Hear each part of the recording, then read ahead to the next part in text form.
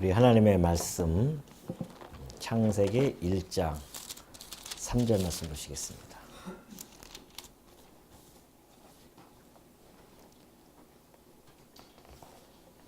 창세기 1장 3절입니다.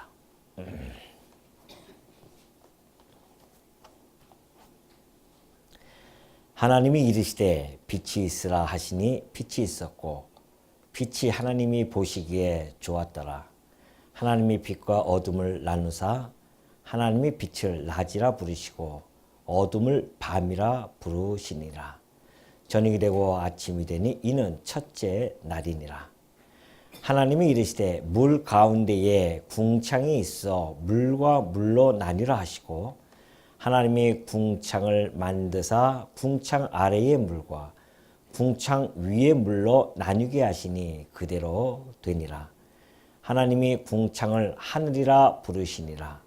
저녁이 되고 아침이 되니 이는 둘째 날이니라. 8절까지 봉독해 드렸습니다.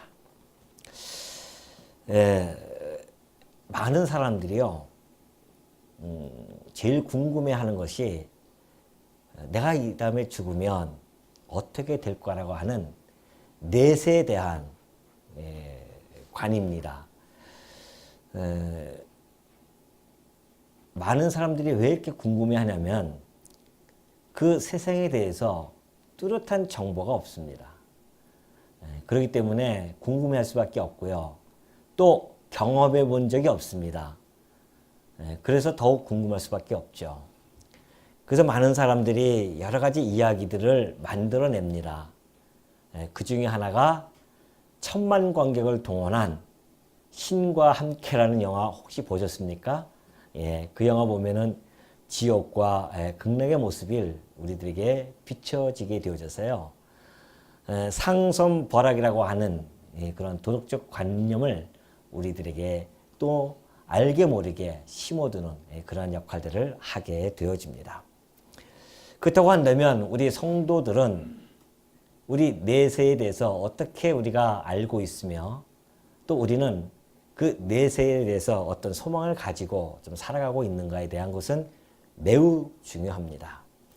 그래서 오늘은 우리가 그렇게 소망하는 천국과 또 소망하지 아니하는 그 지옥이죠. 그것이 도대체 어떻게, 언제, 또 어디에 있는가에 대한 문제들을 한번 다뤄보고자 합니다.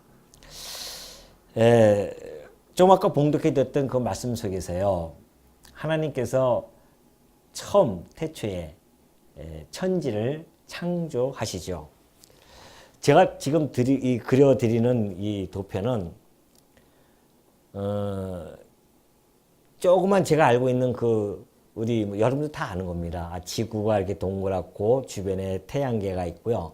그리고 수많은 별들, 은하계들이 퍼져 있고 그러한 조그만 지식을 가지고 나름대로 한번 생각을 해봤습니다.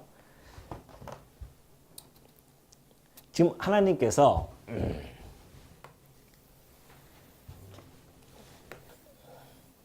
이렇게 계획이 있으셨죠. 하나님이 영원하신 우리 하나님께서 일찍이 당신의 계획, 뜻이 있었습니다.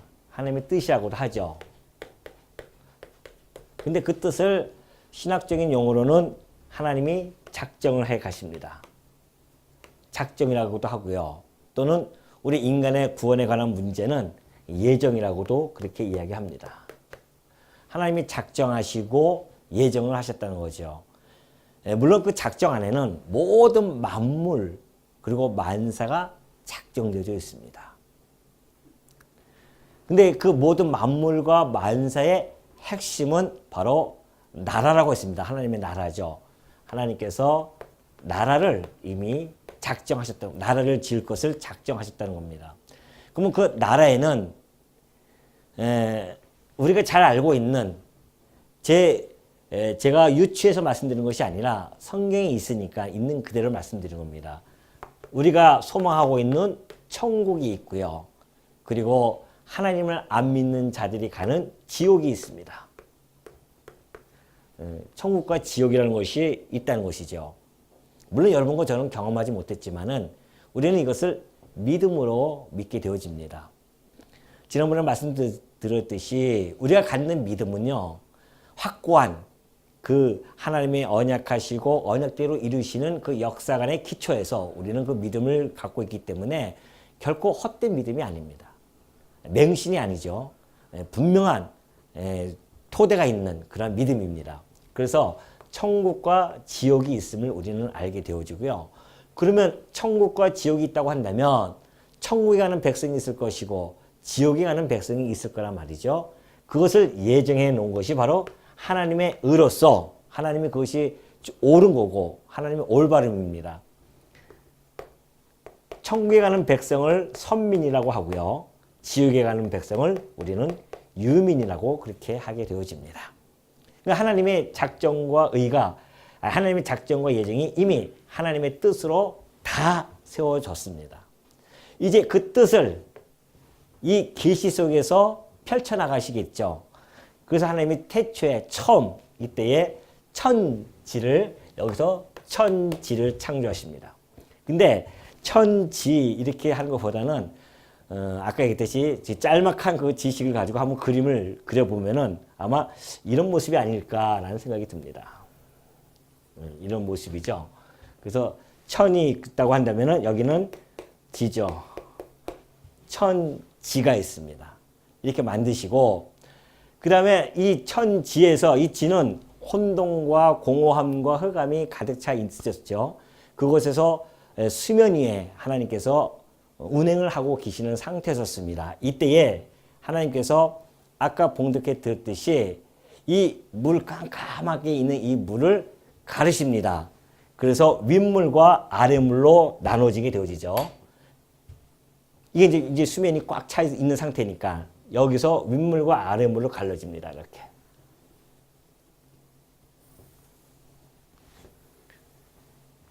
네. 자, 이게 이제 물이라고 합시다. 윗물. 이걸 우리가 이제 윗물이라고 하고요.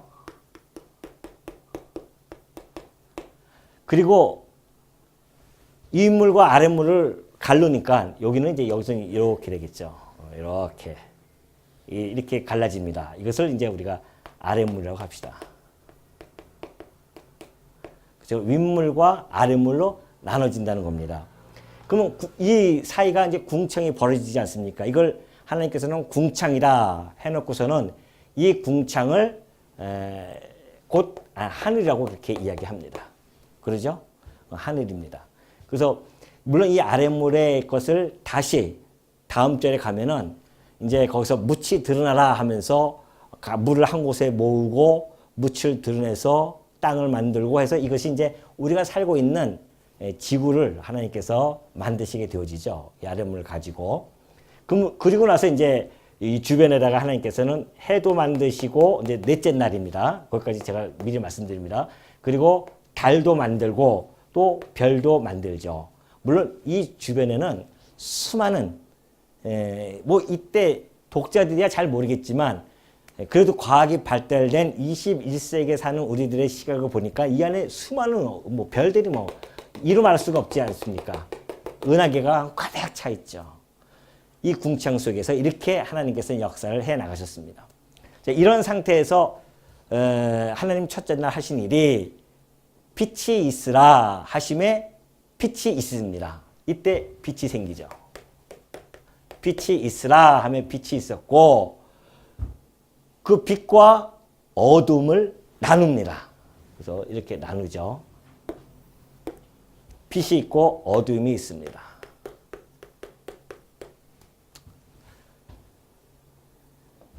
나중에 뭐 이 그림이 맞다 틀리다 그렇게 말씀하지 마시고요. 제가 지금 아는 지식통 동원해서 알기 쉽게 표현해 드리기 위해서 하는 이야기니까 그냥 받아들이시면 됩니다.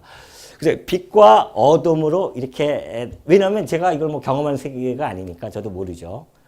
그래서 빛과 하여튼 어둠으로 이렇게 하나님께서 나누십니다. 그건 틀림없는 사건이죠. 빛과 어둠을 나누셔요. 그러면서 하나님께서 빛이 있으라 하시며 빛이 있으니 하나님 보시기에 좋았더라 하면서 곧바로 빛과 어둠을 나누는 작업을 하십니다. 근데 우리가 주기도문에 보면은 그런 이야기를 하죠. 예수님께서 가르칠 때 뜻이 하늘에서 이루어진 것 같이 땅에서도 이루어지라. 그런 이야기를 하십니다. 자, 하나님의 뜻이 하늘에서 이루어진 것 같이 이 땅에서도 이루어지다. 이거 우리의 기도란 말이죠. 그럼 뜻이 어떻게 하늘에서 이루어졌을까요? 뜻이 뭐라고 했습니까? 천국과 지옥을 만드시고 선민과 유민을 나누시고 그래서 이 선민은 천국으로 유민은 지옥으로 하는 역사, 결국은 가르는 역사가 시작이 되어집니다. 하나님께서는 가르시는 역사죠. 그 첫 첫째 날에 하나님께서는 빛과 어둠을 갈라버리십니다. 이게 첫 번째 역사였었어요. 그러니까 하나님의 뜻이 이미 이 첫째 날에 이루어지는 것이죠. 빛과 어둠이라는 것을 통해서 이미 천국과 지옥이 하나님께서 만드시고 그리고 선민과 유민은 이제 하나님께서 여기서 역사를 이제 시작하시겠죠. 그래서 천국과 지옥은 이 빛이 다스리는 나라, 이 나라는 하나님께서 첫째 날에 천국으로 만드셨고요. 그리고 어둠이 다스리는 나라는 하나님이 그 첫째 날 같이 만드셨습니다. 지옥을 만드신 거죠. 그래서 뜻이 이미 하늘에서 이루어졌습니다. 그 뜻을 이제 하나님께서는 이 땅에서 천국 백성과 유민 백성을 보내시고 그 뜻을 이루어 가시겠다는 것이 바로 우리 주님이 가르쳐 주신 주기도문 중에 한 부분이었다는 것이죠. 그래서 빛과 어둠이 나눠지는데 그렇다고 한다면 왜 이것이 천국이고 이것이 왜 지옥인가에 대한 부분은 아마 강론을 하다 보면 나중에 제가 하나하나 말씀을 드리면서 소개해 드리도록 하겠습니다. 자, 먼저 그러면 이 빛이라고 하는 것이 무슨 의미인가, 또 이 어둠이라고 하는 의미는 도대체 무슨 의미인가라는 부분입니다. 인간이 아담 이후로 타락해서 하나님께서 만드신 이 모든 이 땅의 이 지구가 다 만물이 저주로 덮어지고요. 그런 상태, 저주가 덮여진 상태를 어두움 상태라고 그렇게 이야기합니다. 그러니까 영적으로 깜깜해진 것이죠. 그렇기 때문에 이 어두움의 세계를 반영한 것이 바로 이 지구의 지금 우리가 타락한 이 시대의 모습을 보여주고 있다고 보면 틀림이 없습니다. 그래서 먼저 이 빛이 왜 어떤 빛인가, 하나님께서 왜 이 빛을 비추었는가, 분명한 것은 넷째 날에 만드신 이런 태양빛은 아니라는 것이죠. 이 빛이 있게 되어집니다. 그런데 이 빛을 요한복음에서는 이렇게 설명을 해주고 있죠. 태초에 태초에 말씀이 계시니라. 그 말씀이 하나님과 함께 있었고 그 말씀이 곧 하나님과 함께 있었고 그 말씀이 곧 하나님이시니라. 그런 이야기를 합니다. 그러면서 그 말씀 안에는 뭐가 있냐면은 생명이 있다고 했습니다. 그죠? 그 안에 생명이 있으니 이 생명은 사람들에게 비치는 빛이라는 겁니다. 이 어둠에 깜깜하게 묻혀있던 이 곳에 이 빛이 비춰지는데, 물론 이 빛은 생명의 근원은 아닙니다. 생명의 근원은 우리 주님이시죠. 그리고 이 빛의 근원도 하나님이 만드셨기 때문에 하나님이십니다. 그래서 이 빛이라고 하는 것은 장차 생명의 빛으로 오실, 이 땅의 빛으로 오실 예수 그리스도에 대한 예표적인 빛이라 보면 틀림이 없습니다. 예표로 하나님께서 미리 보여주신 거죠.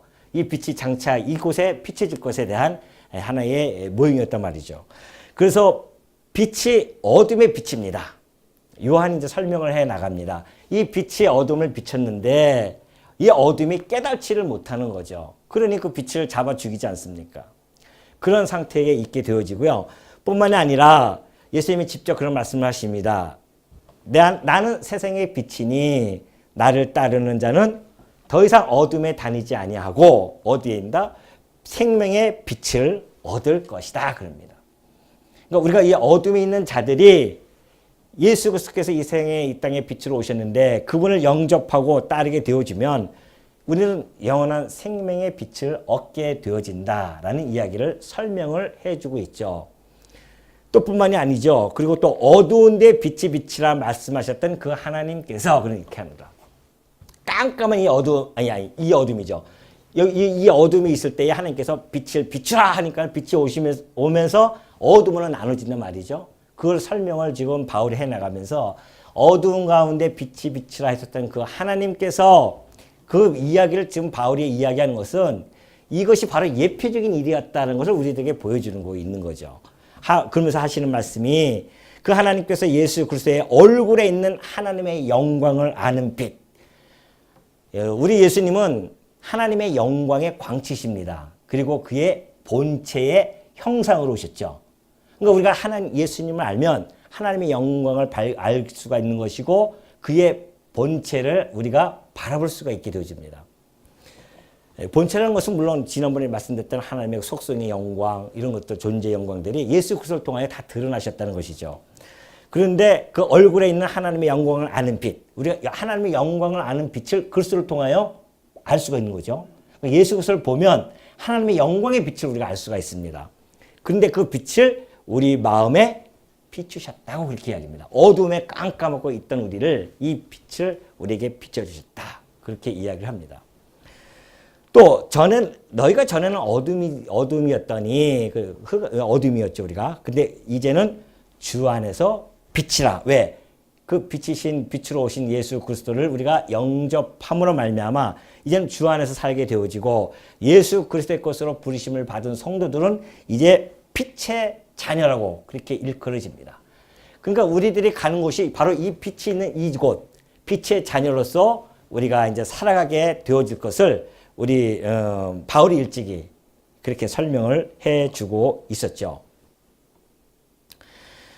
그리고 나서 나중에 보니까 이제 이 요한계시록 보면은 그런 이야기합니다. 나중에 이 성은 해나 달의 비침이 없다. 이제 이게 필요 없다는 거죠. 왜? 하나님의 영광이 곧 빛이고 어린 양이 그 등불이 되어서 이 천국에 그 빛을 비춰지면서 성도들이 빛 가운데서 살아가게 되어집니다. 더 이상 어둠이 이제 없어요. 밤도 없습니다. 이곳에는 밤도 없고 어둠이 없죠. 왜? 빛이 있으니까 항상.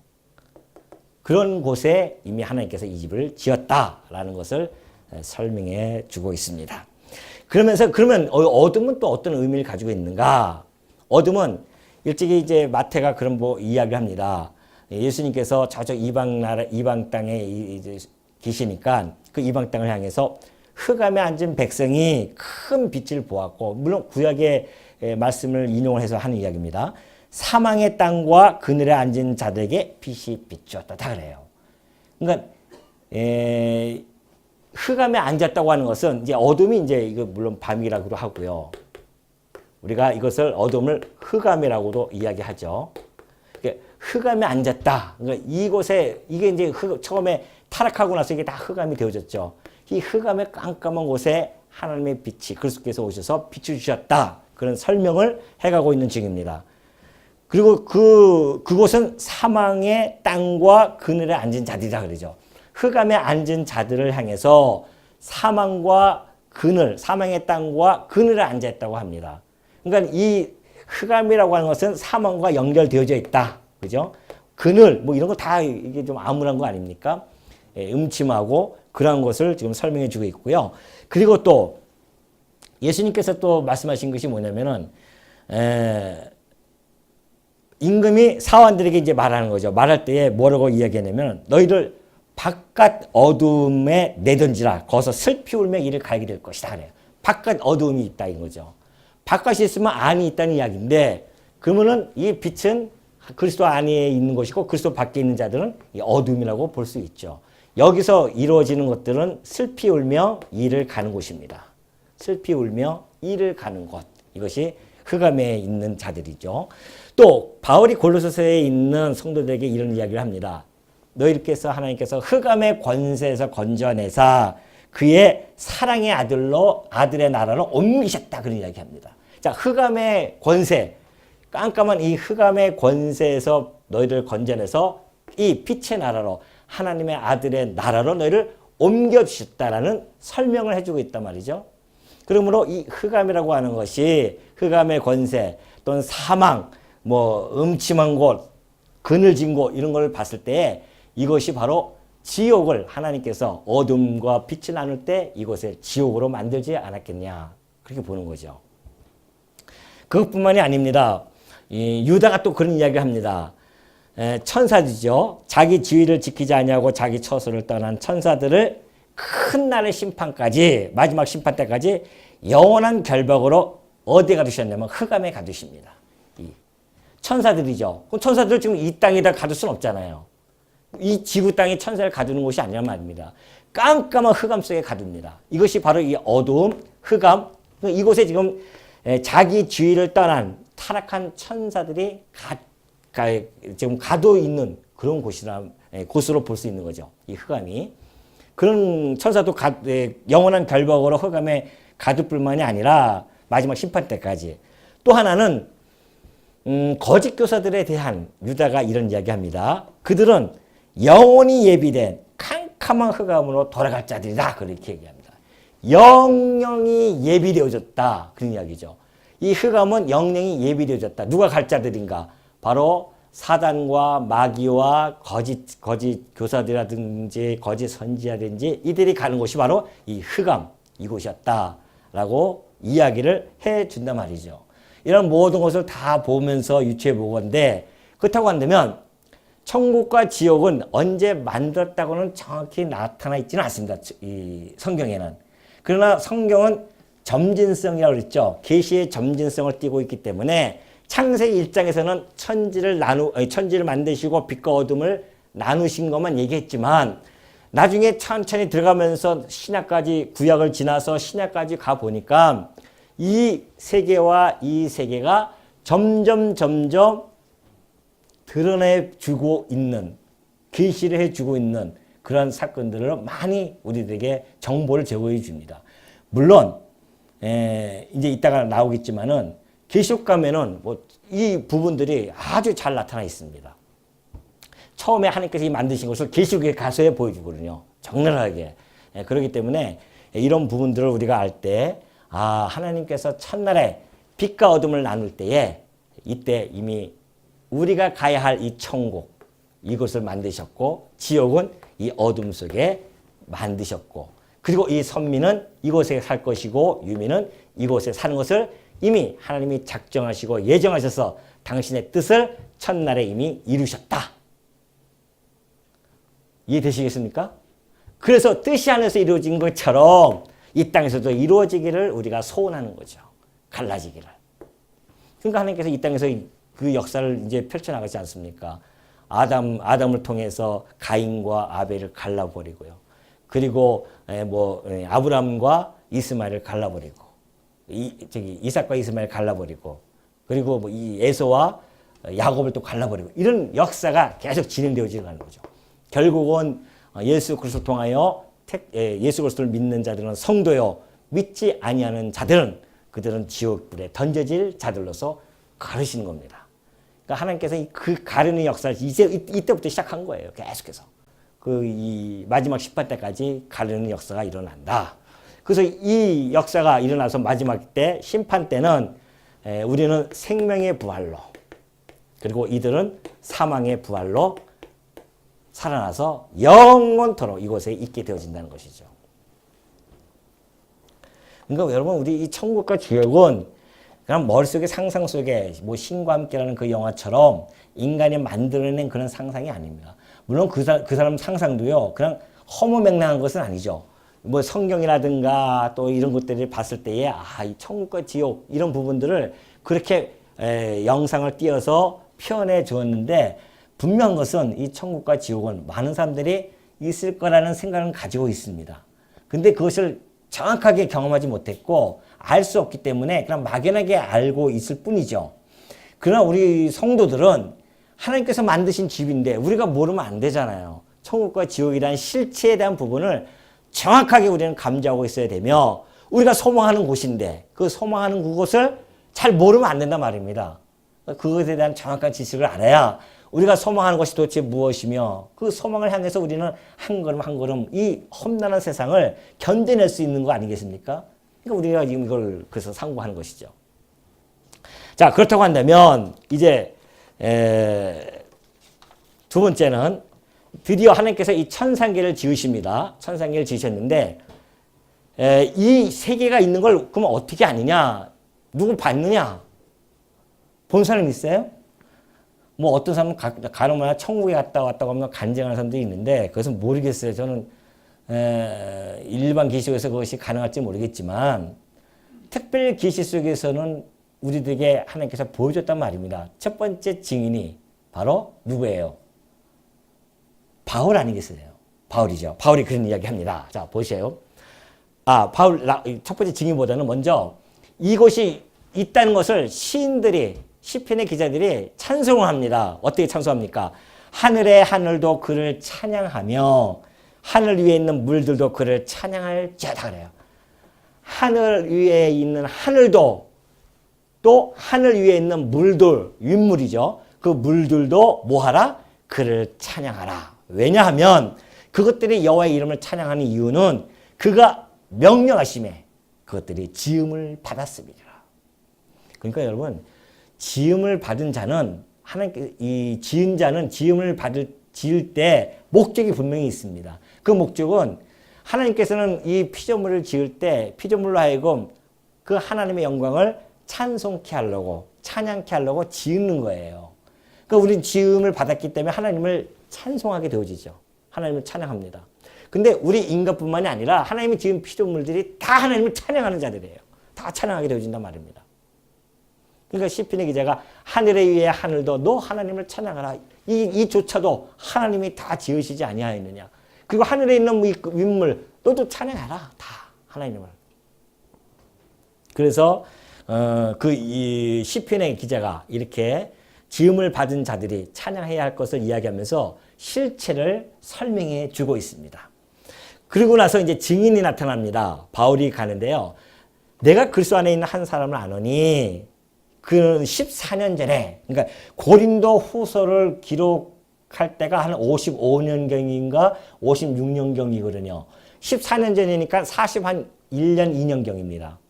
AD 41년 2년경에 바울은 놀라운 체험을 합니다. 무슨 체험을 하냐면은 자기도 그러니까 그걸 제3인칭을 사용합니다. 내가 그리스도 안에 있는 한 사람을 아노니 그는 14년 전에 셋째 하늘에 이끌려 간지라. 나는 모르겠다. 그가 몸 안에 있었는지 몸 밖으로 갔는지는 나는 잘 모른다는 거죠. 그렇지만 이끌어 가신 하나님만이 아실 것이다. 근데 내가 이런 사람을 아는데 그가 낙원으로 이끌려가서 말도 표현할 수 없는 그런 말들을 들었으니 사람이 가히 이르지 못할 말들이라. 그런 표현을 합니다. 그래서 셋째 하늘이라고 그래요. 자, 셋째 하늘로 이끌려 갔다고 하는 것은 이게 셋째 하늘인데 이게 셋째 하늘이죠. 그럼 이게 둘째 하늘인데 그럼 첫째 하늘이 어딘가?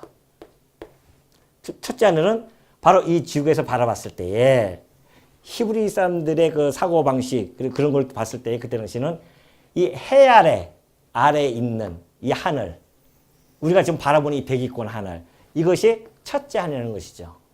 해 아래에 있는 거. 그러니까 전도서 보면 그러죠. 해 아래에 있는 것이 다 헛되고 헛되다 이런 해를 기점으로 해서 설명을 해주는데 해 아래에 있는 이 하늘이 바로 첫째 하늘이라고 한다면 이 우주, 광활한 이 우주 끝에 있는 이 하늘, 이것이 바로 둘째 하늘이고, 그리고 이것을 벗어난 이것이 마지막이 셋째, 첫날 지으신 이 셋째 하늘이 바로 이곳이다. 그러니까 바울이 첫째 하늘과 둘째 하늘을 지나서 셋째 하늘까지 내가 이끌러 올라갔었다. 그런 표현을 하게 되어집니다.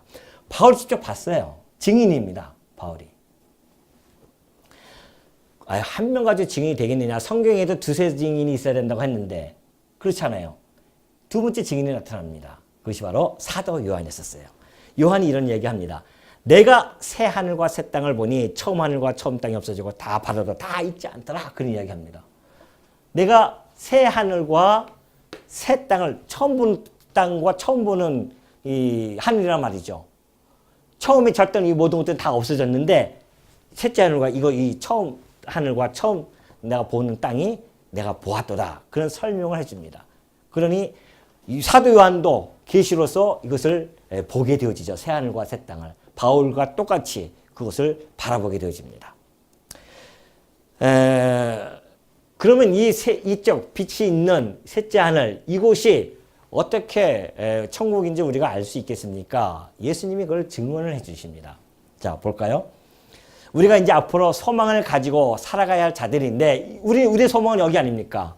이 소망을 가지고 살아가야 할 자들인데 예수님께서 그런 말씀하십니다. 무슨 어떤 이제 그 예수님이 내가 천사들과 함께 이 땅에 재림해서 올 것인데 그때에 양과 염소를 가를 것이다. 오른쪽에 있는 것은 양이요 왼쪽에 있는 것은 염소다.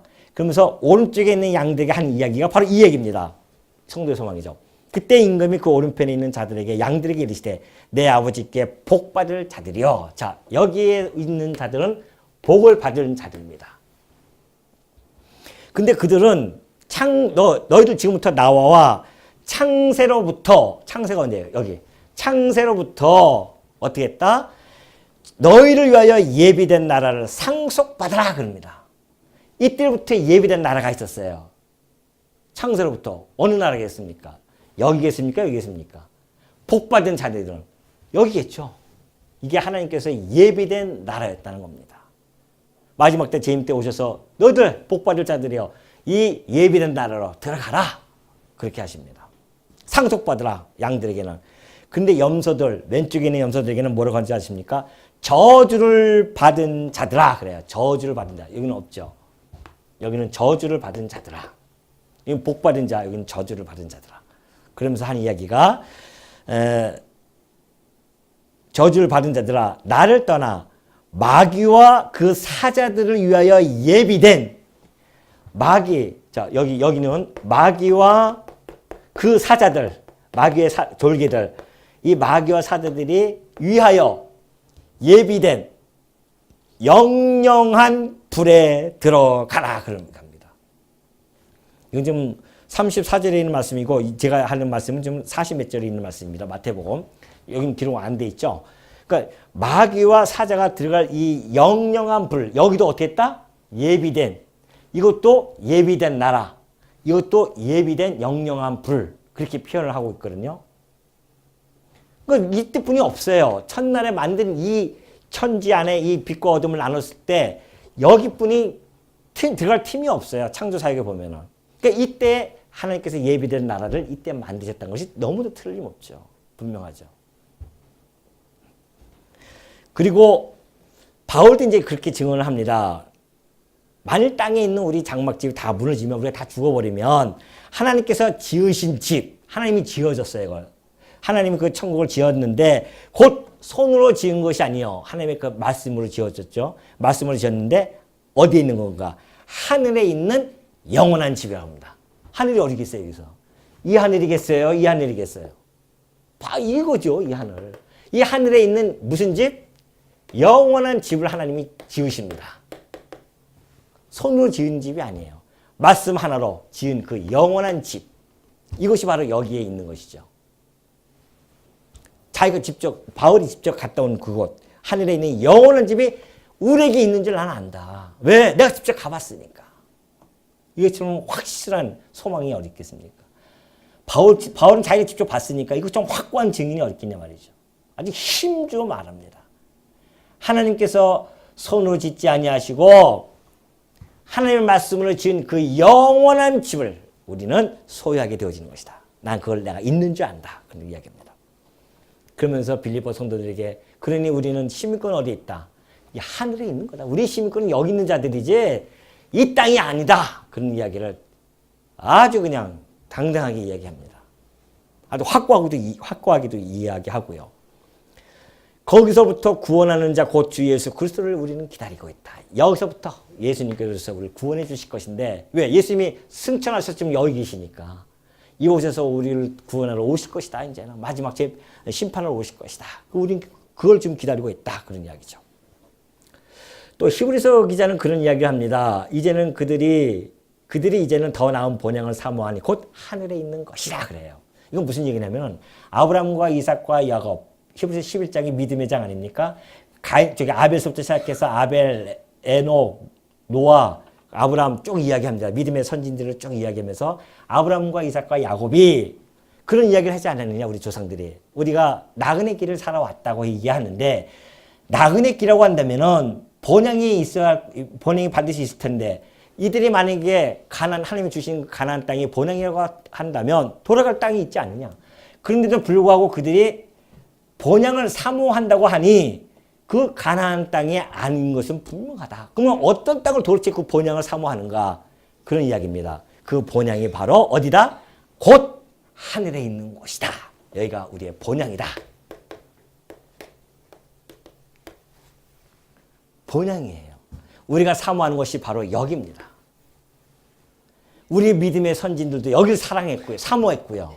일평생 살아가면서 나그네 길을 살아가면서 그들이 늘 마음속에 사모했던 곳은 바로 여기예요. 우리는 여기 돌아갈 것이다. 하나님이 만드신 그곳, 영원한 집, 빛이 있는 그곳, 이곳에 나는 갈 것이다. 성도들의 사모하는 곳은 바로 이 집입니다. 본향하는 우리의 본향이죠. 그러니 우리의 시민권이 여기 있는 것이 틀림이 없죠. 우리의 본향이니까. 우리의 호적은 원래 여기서부터 시작되는 거죠. 또 더 나아가서는 그래서 하나님께서 그 본향이 하늘에 있는 것인데 그 성을 우리를 위해서 뭘 했다? 한 성을 예배했다. 여기에 한 성을 예배했답니다. 성. 바울은 그렇게 한 성을 예배했다고 하니까는 사도 요한이 곧바로 화답을 합니다. 뭐라고 얘기합니까? 또 내가 봄에 거룩한 성 새 예루살렘이 하나님께로부터 하늘에서 내려오니 그 준비한 것이 신부가 남편을 위하여 단장한 것 같더라. 이 성이 바로 무슨 성이다? 거룩한 성인데 이것이 바로 곧 새 예루살렘. 예루살렘이다. 그래요. 하나님께서 그 성을 예비해 놓으셨어요. 거룩한 성을.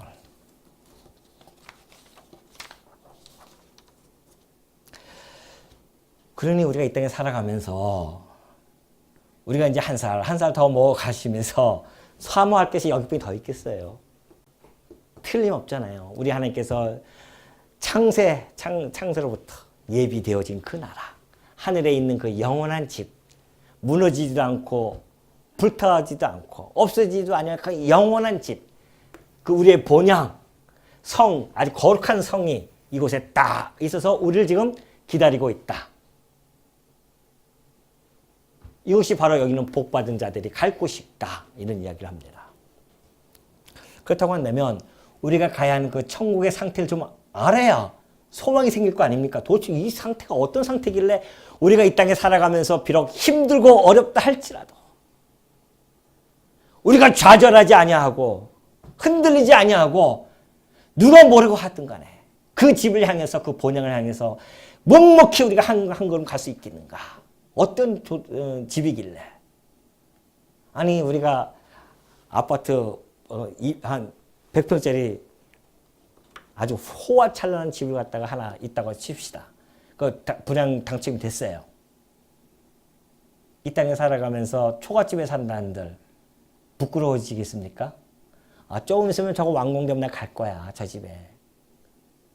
들어가는 입구서부터 금으로 다 발라놓은 그 어마어마한 집인데 그것을 소망하면서 살아가면 그까지 월세를 산들 요즘 뭐 그런다며요. 인생이 뭐 별거 있어? 월세 아니면 전세라며요.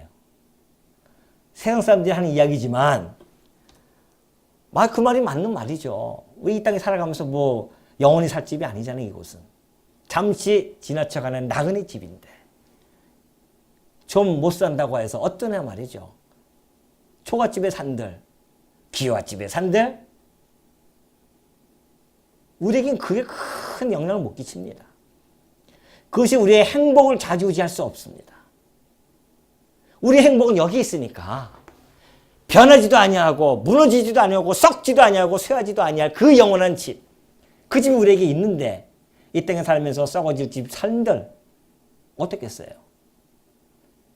무너지고 쇠하는 그 집의 산들 어떻겠냐 말이죠. 우리가 그것 때문에 괴로워하고 그것 때문에 자존심 상해하고 그것 때문에 자괴감을 느낍니까? 아까 우리가 오전에 얘기했듯이 우리의 자존감이 얼마나 높은 자들인데 우리가 그 자존감은 여기서부터 출발되어지는 거란 말입니다. 우리가 지금 하늘의 시민권을 가지고 이 땅에 살아가는 자들이고 영원한 집을 우리가 이 본향을 갖다가 사모하고 있는 우리들인데 그 집을 알아야 될 거 아니에요. 천국의 상태를. 요한계시록을 딱 가서 보여줍니다. 마지막 때 하나님께서 이때 창세기 때 요것만 보여주고요. 요한계시록까지 갈 때 막 보여주기 시작합니다. 보좌 앞에 하나님 보좌가 여기 있어요. 보좌. 그 보좌 앞에 수정과 같은 유리바다가 쫙 유리바다가 있대요. 이게 무슨 물? 윗물이잖아요. 윗물이. 수정 같은 바다가 있어요. 거기에. 보좌 가운데와 보좌 주위에 네 생물이 있는데 앞뒤에 눈들이 가득한 네 생물들이 있어가지고요. 그 네 생물들이 밤낮 쉬지 않고, 이 밤낮은 밤과 낮이 그걸 얘기하는 것이 아니라 영원토록, 영영토록 그 이야기를, 시간을 초월한다는 이야기죠. 그들이 하는 이야기가 맨날 거룩하다, 거룩하다, 거룩하다. 그 네 생물들이 이 보좌에 앉으신 그 하나님을 바라보면서 거룩하다, 거룩하다, 거룩하다 날마다 찬송을 합니다. 그곳이 우리가 가야 할 그곳이 바로 그런 곳이에요. 우리 하나님을 날마다 거룩하다. 당신은 거룩하신 분이십니다. 전능하신 분이십니다. 전능하신 분만이 아니라 전에도 계셨고 이제도 계시고 장차 오실 분이 아니십니까? 상상을 해보십시오.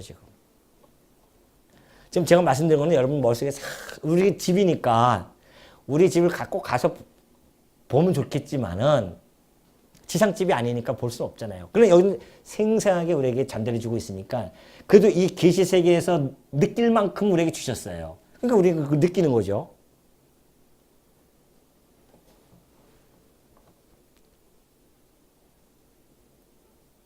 요한이 이제 올라갑니다. 성령을 날 데리고 크고 높은 산 올라가 하나님께부터 하늘에서 내려오는 거룩한 성 새 예루살렘을 보이니 아까 그 얘기고요. 그 하나님의 영광이 있는데요. 그 성이 예루살렘 성이 이 성이요. 빛이 있어요. 빛이 지극히 귀한 보석 같고 벽옥과 수정같이 맑더라. 수정처럼 그렇게 아주 맑고 벽옥처럼 보석 같고요. 근데 그 성 안에서 내가 성전을 보지 못해요.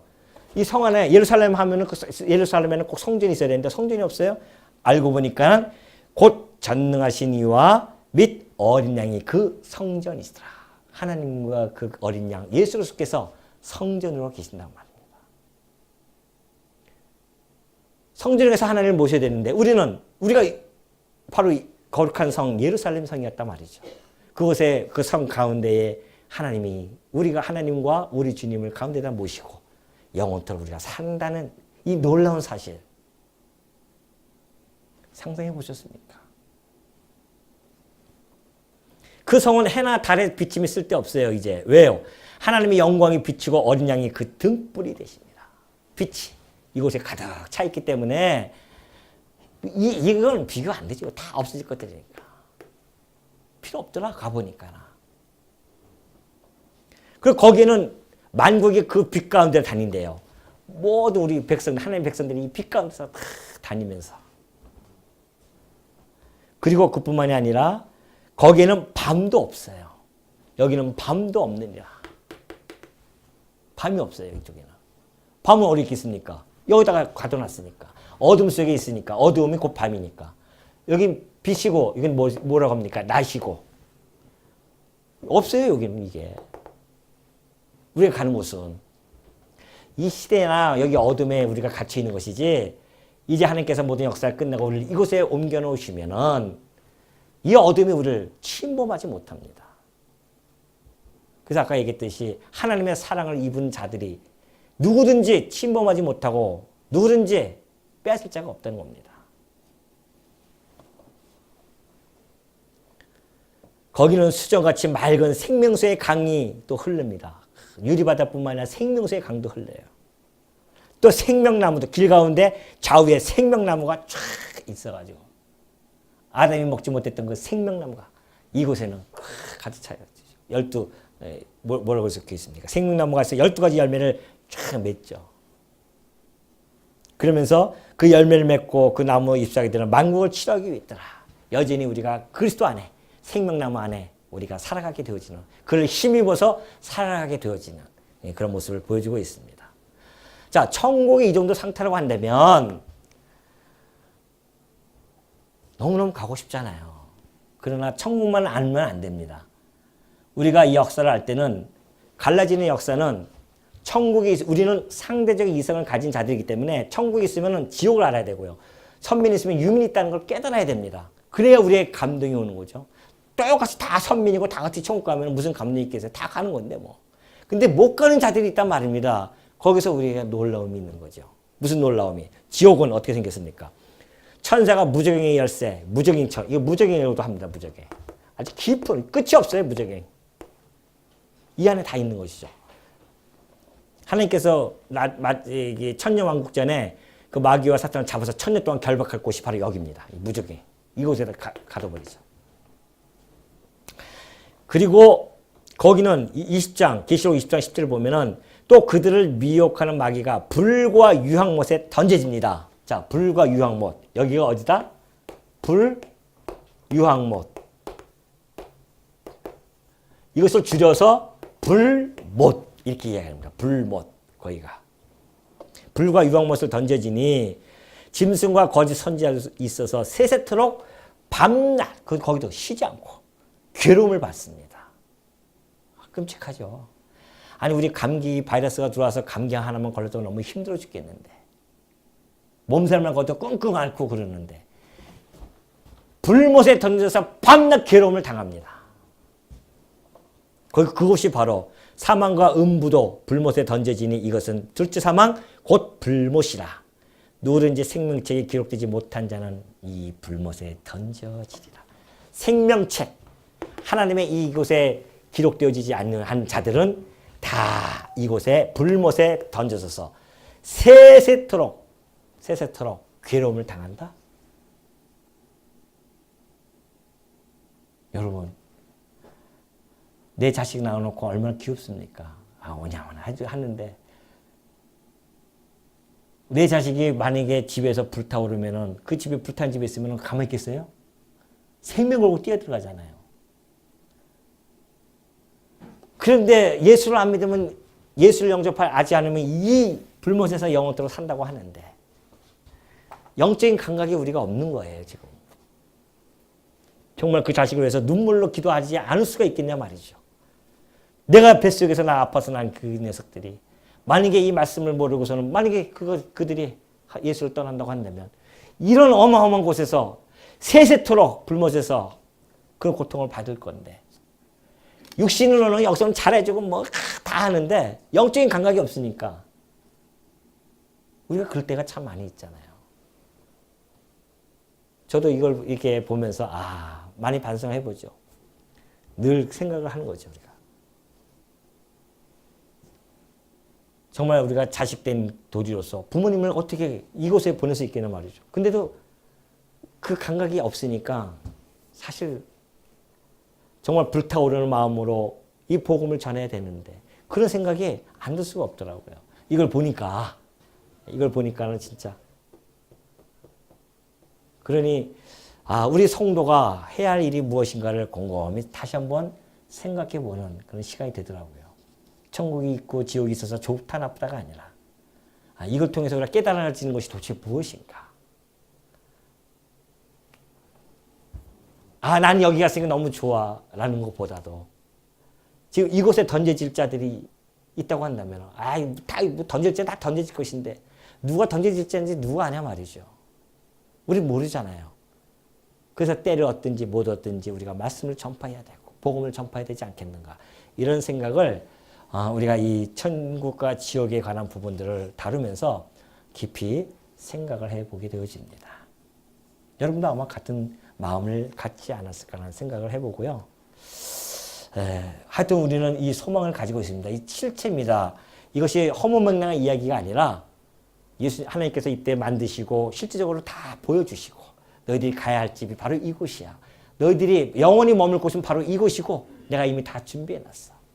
그러니 이 땅에서 잠시 이 땅에 살아가면서 받는 그 괴로움, 고통 나도 안다. 안다요. 예수님이 안다고 하잖아요. 너희 고통과 괴로움 안다. 그러나 잘 견뎌내라. 인내하고 견뎌내라. 왜? 너희들에게는 이것이 있으니까. 가야 할 곳이 있고 너희들이 사모할 본향이 있으니까 이곳에서 비록 힘들고 어렵고 잘 견뎌내라. 이것이 하나님이 우리에게 주시는 격려의 메시지고 그리고 우리를 하여금 이길 수 있고 자존을 이겨낼 수 있는 그러한 메시지임을 여러분들이 꼭 마음속에 간직하시기 바랍니다. 기도하겠습니다.